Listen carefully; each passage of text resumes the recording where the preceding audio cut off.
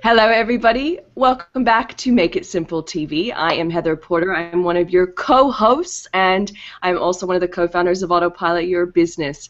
Now, I am joined by my other co-host, Andrew McCauley. Welcome back, Andrew. How are you? Hey, Heather, I'm great. Looking forward to another Make It Simple TV call today. In fact, we're doing a repeat of a guest that we've had on the show before. She's so wonderful, we wanted to have her back again. In fact, I think she was our very first guest, our pioneer on Make It Simple TV. So we're looking forward to having her back and seeing what's changed in her life and exploring some fun things with her. Yes, she is. Now, guys who are watching us, we bring in our special inner circle of experts from all over the world, and we basically have a chat with them about their life and business lessons, and we leave you with 3 simple tips that you can start to implement in your business straight away. So, our guest, as Andrew said, is returning once again. It is the amazing Elaine Lindsay, who is a Google Plus expert, but she's also a big picture digital media expert as well. And I really want to share a couple of interesting tips that I have right here in front of me because I think they're quite good. So here's the deal, guys. Elaine has recently been appointed the Dean of Digital Media for Social Buzz U, which she'll tell us a little bit about in a moment. She's certified by the Relationship Marketing Institute, and she mentored with Mari Smith, who's been on one of the covers of our online footprint magazine. She was one of the featured authorities and the #1 bestseller, Solving the Social Media Puzzle. She's host of bi-weekly Business Banter Plus TV, sorry about that, which is, guess what, using Google Plus, just like we're using right now. And she's a participant of the first ever Google Plus NYC Hurl Hangout in real life.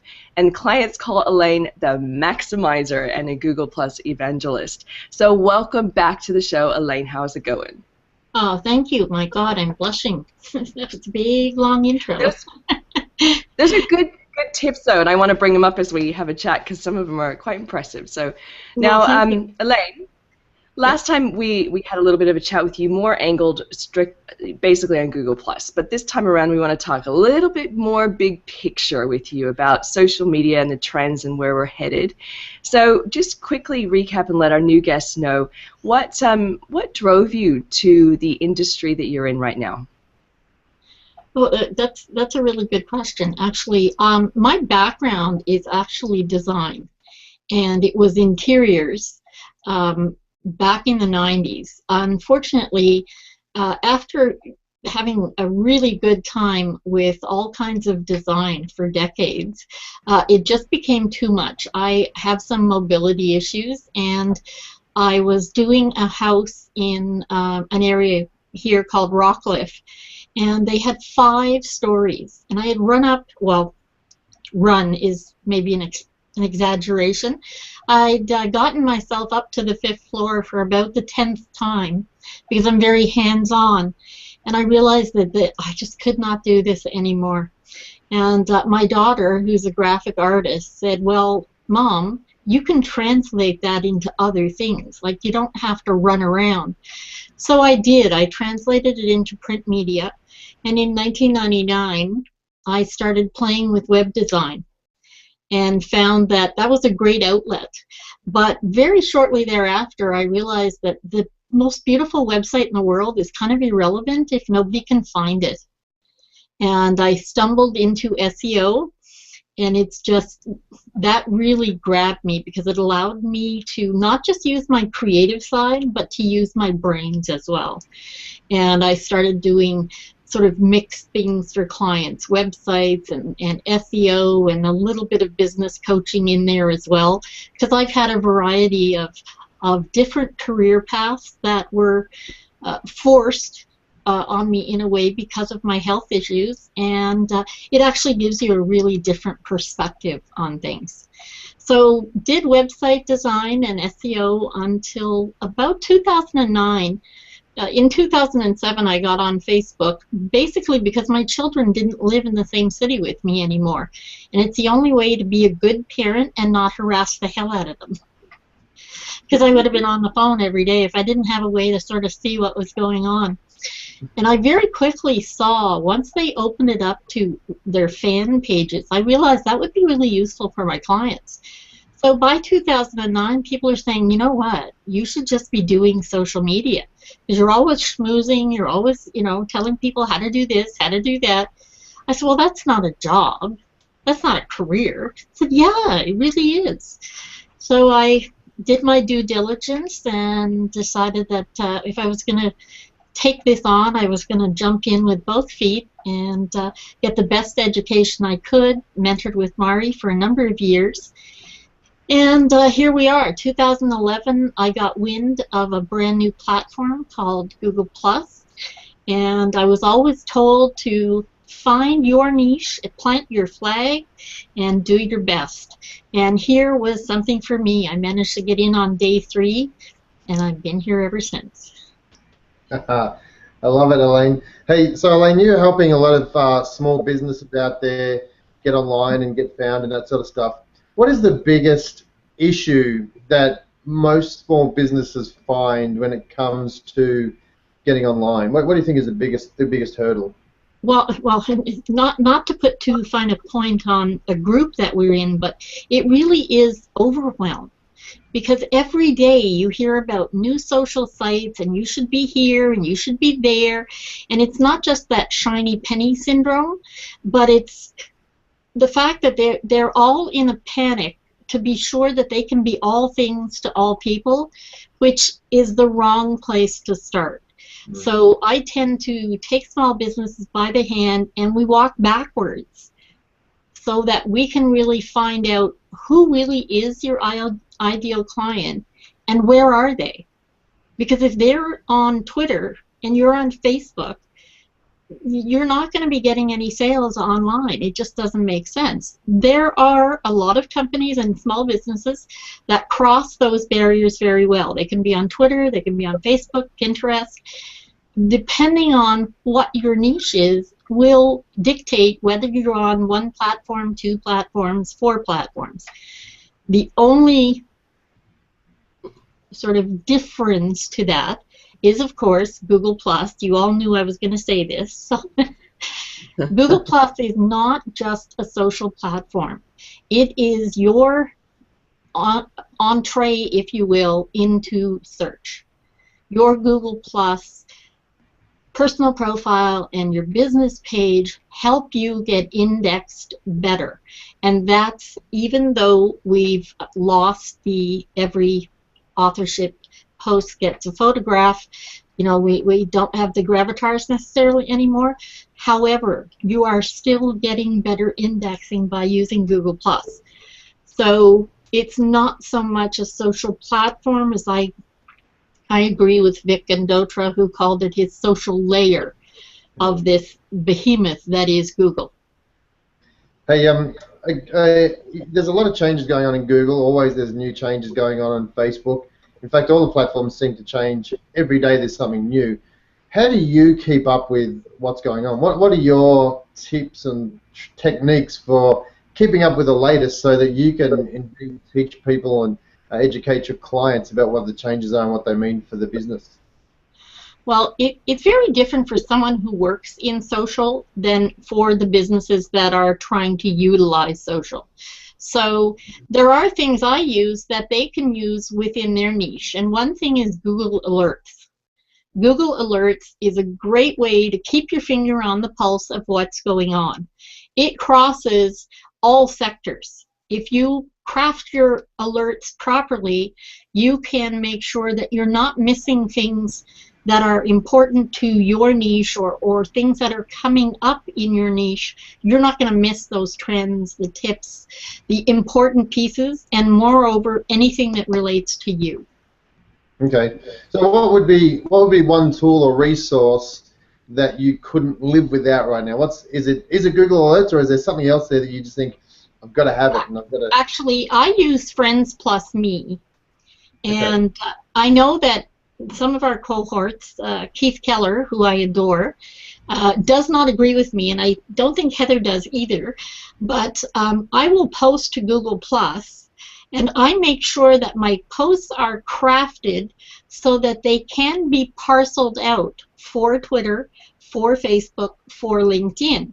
Friends Plus Me is a curation dashboard that allows you to then resend your post out to the other platforms.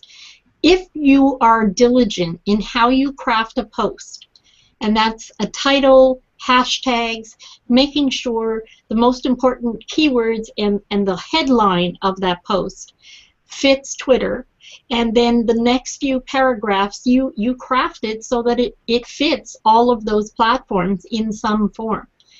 And for me, that works really well. A lot of the information I put out is literally information only to keep people updated with all the changes, because I could literally do that all day long. They're everywhere. Now, Elaine, I recently or earlier said that you're the Dean of Digital for the Social Buzz U. What is Social Buzz U?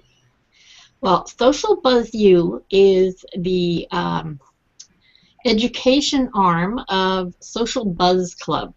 SocialBuzzClub.com is a great little tribe-based membership platform. They do have a free segment where people go and share other people's content.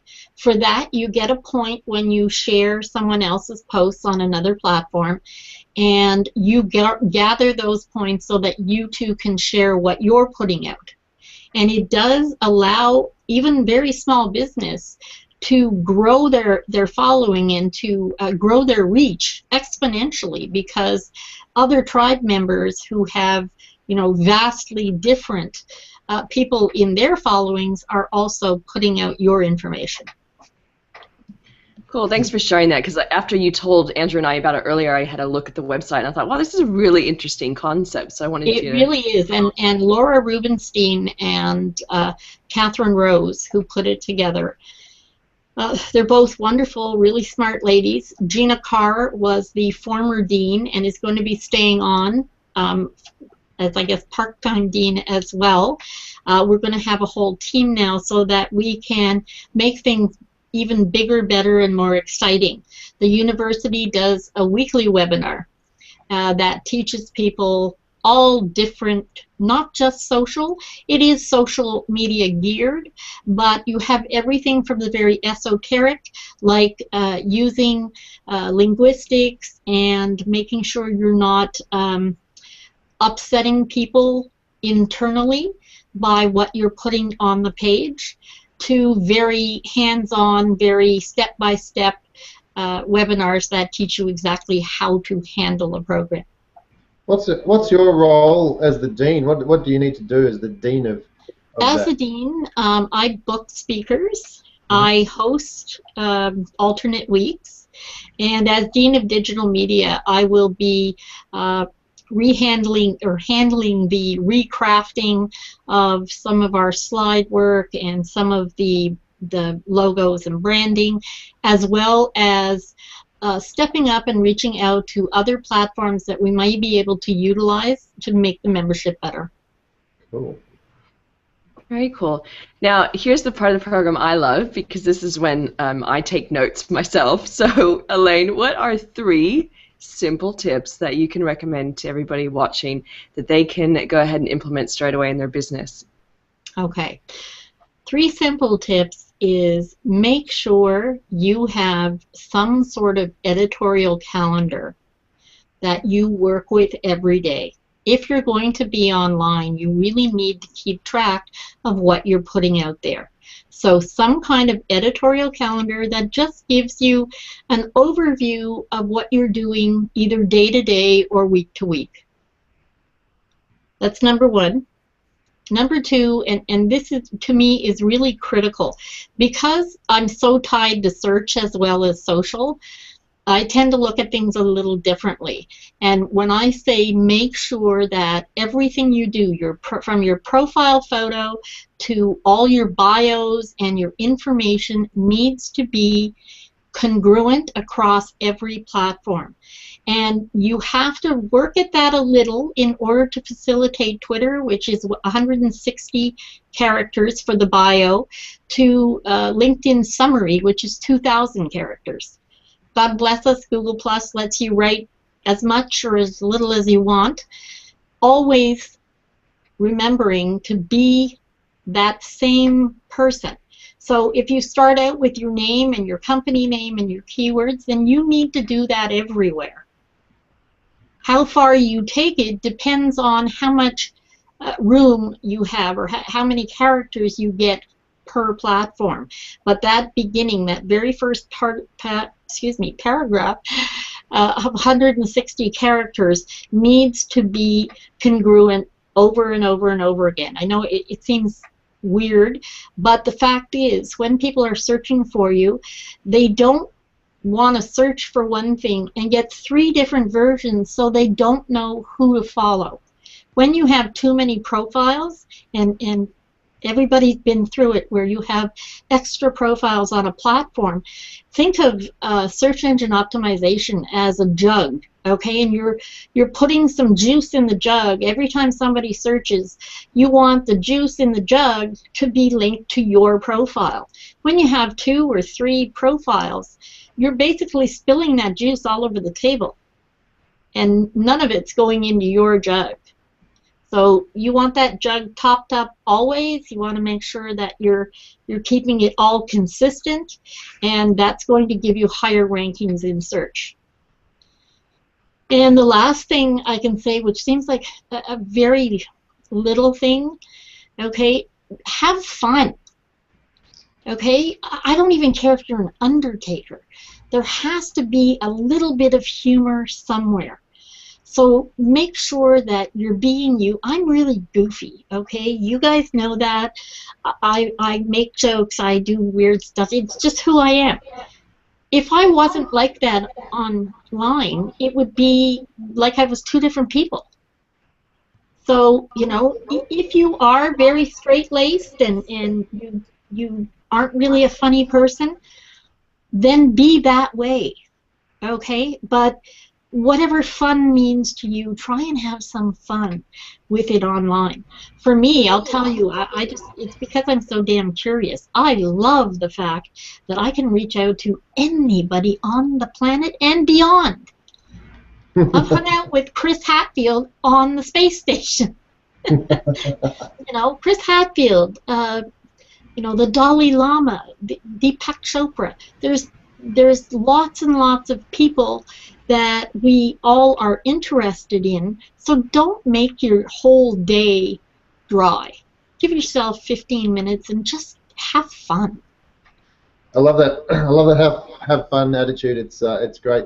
Speaking of having fun, I want to have a little fun with you now. What is one thing that people don't know about you? What's one little thing that most people wouldn't know? One little thing that most people wouldn't know. Just have fun with it. Yeah, I was the other woman in Death of a Salesman in a community theater group in 1999. I just thought something I should do. Like, I don't like the term bucket list, but it was just one of those things that I should do that. And I ran for city council. Really? Yeah, in 1992. Wow. Wish I had Google Plus back then. Yeah, that would have been great. I actually found it online. There was an article. They were putting up things in the archives, I guess, from the city. Oh, wow. And there's something from the 92 election, which is, to me, hilarious. There you go. Awesome. Good one. Elaine, so we all know as business owners that we go through, ups and downs, highs and lows. During those low moments, what is sort of a quote or a mantra that you live by to keep you going?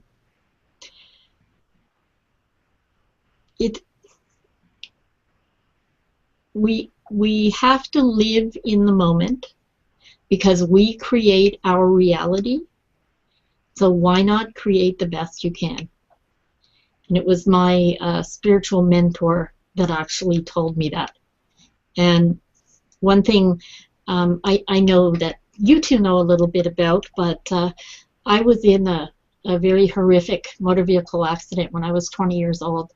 And I lost part of my leg and suffered a lot of injuries that took many, many, many years to clear up. So I have a different outlook than most people because I died on the operating table a couple of times over the years, so I tend to really live in the moment. Because who knows, tomorrow you could get hit by a bus. Yeah, really. So what would be something you'd want to be known for? Let's say one day, way down the track, that bus comes along. What would you like to be known for? For making people smile, for giving them a lift, a helping hand, a something. Just making a little blip in somebody's day that allows them to feel better about themselves. Mm. Which may not sound very business oriented, but it can be. It doesn't have to be business oriented, as long as it's yours. That's great. So so then what would be, you've gone through a lot, and as you said, you've had some pretty near-death experiences as well. What's the life lesson, what the major life lesson that you've learned, do you think? That you have to make the most of what you have, not what you used to have, not what you wish you had, and not what you hope you'll have again in 10 years. You have to do the most you can with what you have right now. And it took a long time to really get the lesson. But I think that's invaluable, because if you wait or you just live in memory, then life's passing you by and you miss so much. Wow, beautiful. Elaine, I'm going to turn the tables just a little bit for a second here. Now, for the last several episodes, we've been asking our guests, if you were to go to a website, what would be the first couple of things you would look at for that, and really understand that the website's, has it going on? So what are a couple of things that are really important for all websites to have? You have to have a very obvious menu. I hate going to a website and having to search around to figure out where on earth how do I get to another page. That's important to me. It also has to really deal quickly with what it's supposed to be about. If I go to a website about, I don't know, avocados, I don't want to see 15 paragraphs about what they thought or how many trucks they have or where the farm was. The first thing I want to know about is those avocados. That's why I'm there. So basically what I'm saying is, like, to the point. Make it to the point. You go to a website to get some help, to find out how to do something or to solve a problem. So if a website purports to be someone who can solve that problem, then give it to them right up front. I don't like having to page through tons of things to find something else. Guys, those are very wise words. Actually, a lot of what she says has been great. Before we get ready to sign off, I actually wanted to bring up, Andrew, I think it was you that said we're part of a group, and Elaine, you mentioned we're part of a group. So I wanted to quickly tell everybody what this group is. We've already had Keith Keller on our show, which you've mentioned earlier, and Laura Wage on our show, and Elaine as well. We're all part of something called the Online Master Plan Series. And actually, Elaine, why don't you tell everybody what, in your own words, what do you think the Online Master Plan Series is all about? Well, it's about something that, in essence, actually took a little while for me to wrap my head around a few years ago, and that was, dealing with the things that are not the most efficient use of your time. You need to learn to delegate. You need to be able to take the pieces that really, they're not they're more of a time suck for you than they are an actual activity that you're being productive at and is worthwhile. And not that there's anything wrong with these tasks that I'm talking about, because sometimes it could be actually a really important task that you're just not very good at. you need to be able to divest yourself of those tasks, delegate it to others, and be able to know, because you've had those people trained, you know that they're going to handle that well.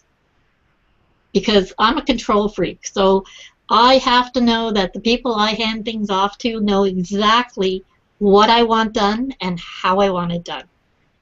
So that's what it is. It's giving you a way to get past the overwhelm, to delegate what you need to, and to make sure those that you're delegating to are really well trained.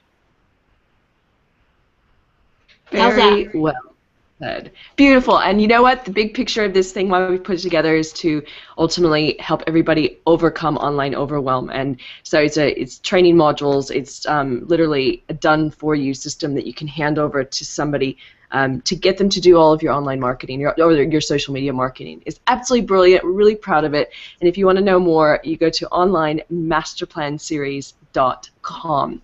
Now, as we start to wrap up, I'm going to hand it over to you, Andrew. Do you have any last words? I do. I just want to say that, you know, although there's 5 of us involved with the Online Master Plan series and we're all experts at what we do, we all use each other for that expertise as well. We use Elaine all the time. We lean on Elaine and say, Elaine, there's something going on with our Google Plus account, or help us here. And she's just one of those whizzes that knows everything that you need to know about Google Plus. So, you know, it's not just people out there who are using this information, these services as a group. We're all using each other. You know, Keith is awesome at Twitter, and we look at him to help us with what we need to do with strategies on Twitter.